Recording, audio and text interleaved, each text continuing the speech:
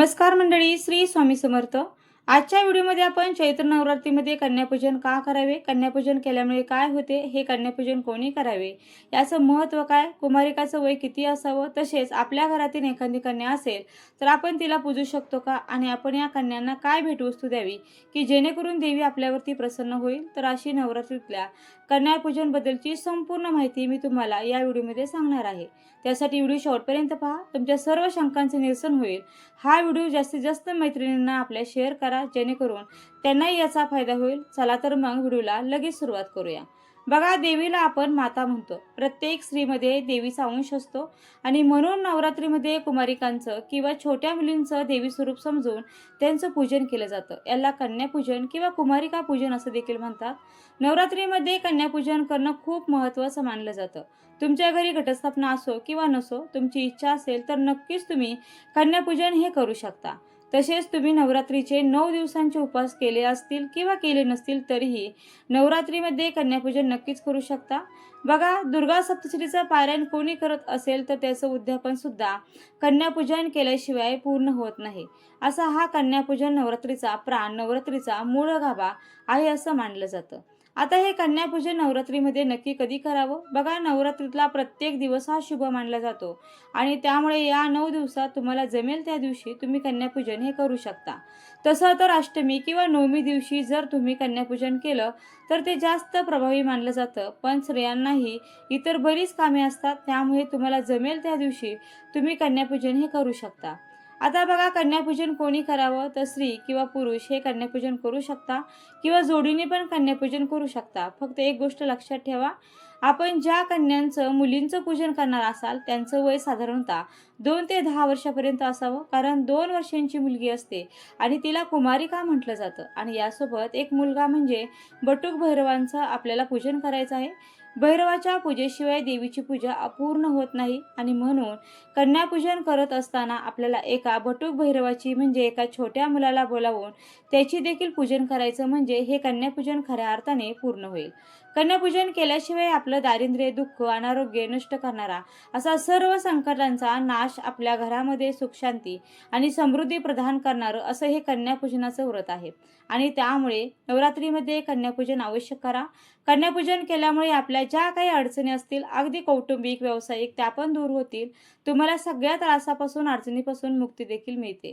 कारण त्या कुमारिका आपण साक्षात देवीचं रूप मानून त्यांची पूजा करत असतो, त्यांचा मान सन्मान करत असतो आणि हे सर्व आपण त्यांना देवीचं रूप मानून करतोय. आणि त्यामुळे आपल्या ज्या काही समस्या, आयुष्यातल्या अडचणी असतात तर त्या देखील दूर होतात.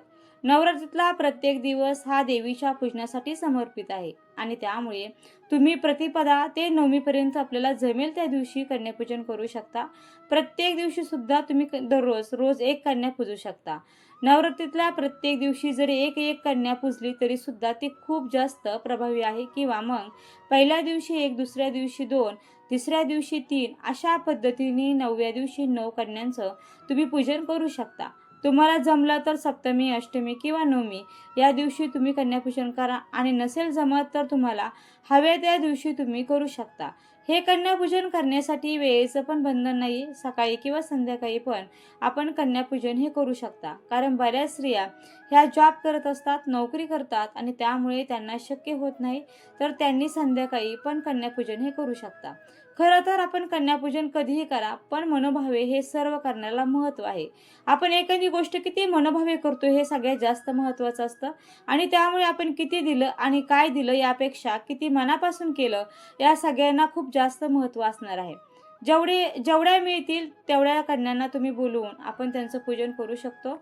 जर तुम्हाला 5, 7, 9 कन्या मिळाल्या तर अतिशय उत्तम. त्यासोबत एक बटुक भैरवांचं पूजन मात्र करायला विसरू नका. त्याशिवाय कन्यापूजन हे अपूर्ण आहे. आणि जरी नाही मिळाल्या कन्या तरी सुद्धा कमीत कमी एक कन्येचं पूजन तुम्ही अवश्य करा.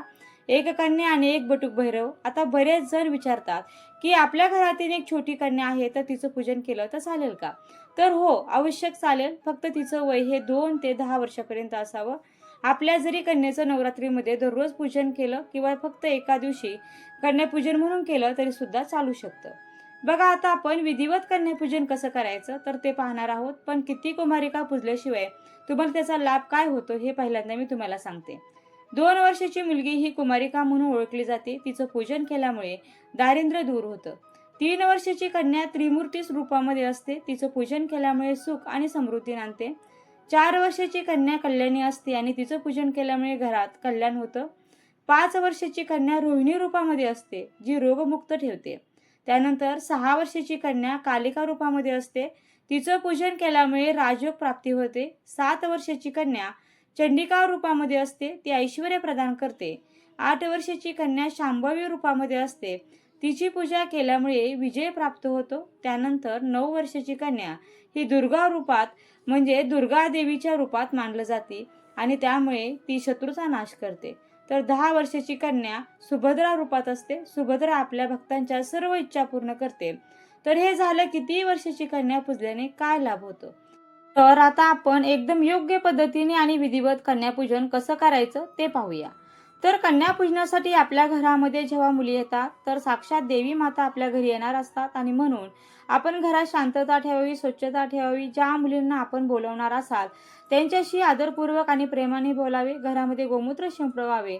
सकाळी किंवा संध्याकाळी कधी पण आपण कन्यांचं कुमारिकांचं पूजन हे करू शकता.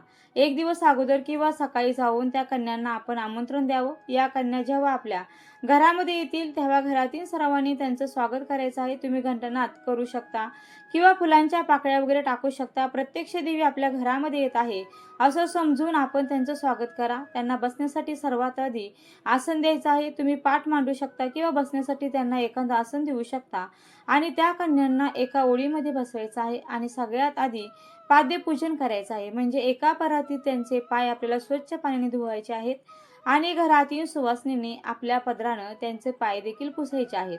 त्यानंतर त्यांच्या पायावरती हळदी कुंकू व्हायचं आहे किंवा तुम्ही स्वस्तिक पण काढू शकता. त्यानंतर त्यांना देखील हळदी कुंकू लावायचं आहे. नंतर देवीला ज्या वस्तू आवडतात वेणी, गजरा, बांगड्या किंवा शृंगाराच्या कोणत्याही वस्तू तुम्ही त्यांना भेटवस्तू म्हणून देऊ शकता. तसेच शाळेसाठी लागणाऱ्या वस्तू पण तुम्ही त्यांना भेट म्हणून देऊ शकता. त्यानंतर त्यांना ओवाळायचं आहे. बरेच जण भोजन पण देतात. तर भोजनामध्ये तुम्ही देवीला आवडणारे पदार्थ पुरी, खीर, शिरा हे पदार्थ तुम्ही त्यांना देऊ शकता किंवा फक्त दूध जरी दिलं ना तरी सुद्धा चालू शकतं. जे आपण ड्रायफ्रुट्स वगैरे घालून दूध बनवतो तर ते सुद्धा तुम्ही मुलींना देऊ शकता.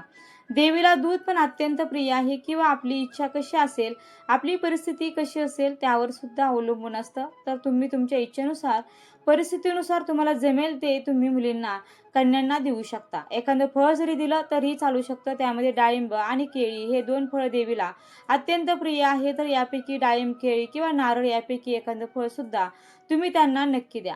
तरी सुद्धा देवी तुमच्यावरती प्रसन्न होईल.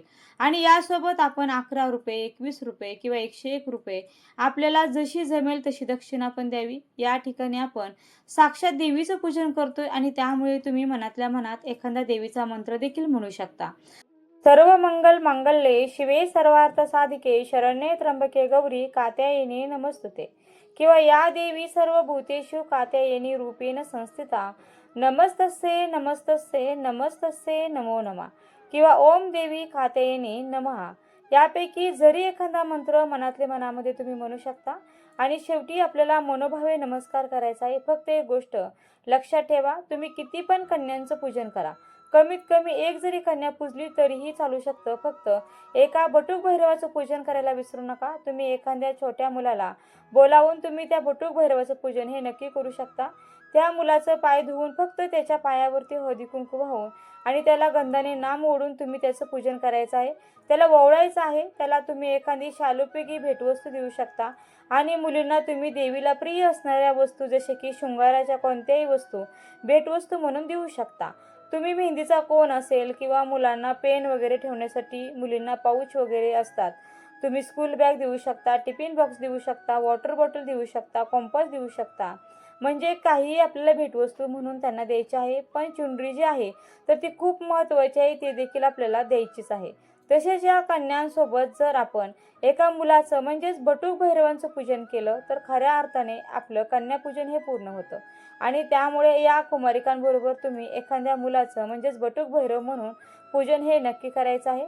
बघा, कन्यापूजनासाठी अष्टमीला जास्त महत्त्व असतं. तसेच मासिक पाळी, सुतक, विटाळ यामध्ये तुम्हाला कन्यापूजन हे करता येणार नाही. पण मासिक पाळी असेल तर घरातील दुसरी स्त्री तुमच्या घरात असेल तर कन्यापूजन करता येऊ शकतं. सुतक विटाळ यामध्ये मात्र कन्यापूजन हे करता येत नाही. तर अशा पद्धतीने आपण अगदी विधिवत कन्यापूजन केलं तर आपल्यावरती देवी नक्कीच प्रसन्न होते आणि देवीचा आशीर्वादही आपल्याला मिळतो. तर तुम्ही पण या चैत्र नवरात्रीमध्ये अष्टमी किंवा नवमीला म्हणजेच यंदा 26 मार्च गुरुवार किंवा 27 मार्च शुक्रवार या दिवशी तुम्ही अशा पद्धतीने अगदी विधिवत कन्यापूजन हे नक्की करा. तुमच्यावरती पण देवी नक्कीच प्रसन्न होईल आणि तुम्हालाही देवीचा आशीर्वाद हा नक्कीच मिळेल. तर कसा वाटला तुम्हाला आजचा व्हिडिओ मला नक्की सांगा. आवडला असेल तर लाईक करा, जास्तीत जास्त मैत्रिणींना शेअर करा आणि असेच नवनवीन व्हिडिओज पाहण्यासाठी आजच आपल्या या चॅनलला सबस्क्राईब करा. व्हिडिओ शेवटपर्यंत पाहिल्याबद्दल अगदी मनापासून तुमची खूप खूप आभारी आहे.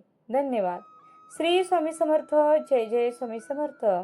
रामकृष्ण हरी. जय जय रामकृष्ण हरी. ओम नमो भगवते वासुदेवाय नमः.